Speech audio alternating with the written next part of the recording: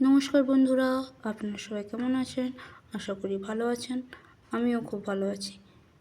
আজকে আবারও একটি নতুন রেসিপি নিয়ে চলে এসেছি, ফুলকপির পাতা বাটা রেসিপি। ফুলকপির পাতা বাটা করার জন্য প্রথমে আমি পাতাগুলোকে ভালো করে কেটে ভালো করে জল দিয়ে ধুয়ে নিয়েছি। ধোয়ার পরে কড়াইতে 10 মিনিটের জন্য দিয়ে দিলাম।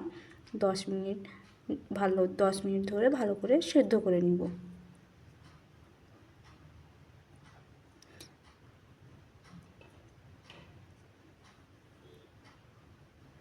এবার পাতাটা সেদ্ধ হয়ে গেছে, পাতাটাকে ঠান্ডা করে নেব, তারপরে পেস্ট বানাবো। পাতাটা ঠান্ডা হয়ে গেছে, এবার মিক্সি জারে দিয়ে দিলাম পাতাটা। এবার কিছুটা পরিমাণ ধনেপাতা দিয়ে দিলাম। ধনেপাতা দিলে টেস্ট বেশ ভালো হয়।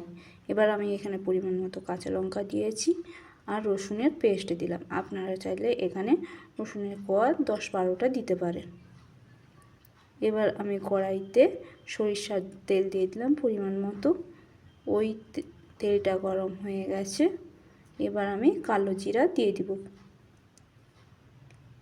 কালো জিরা ভাজার পরে কুচনো পেঁয়াজ আমি দিয়ে দিব।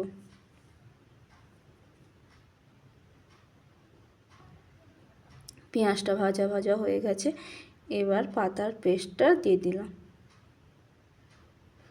ভালো করে নাড়াচাড়া করে মিশিয়ে নিব।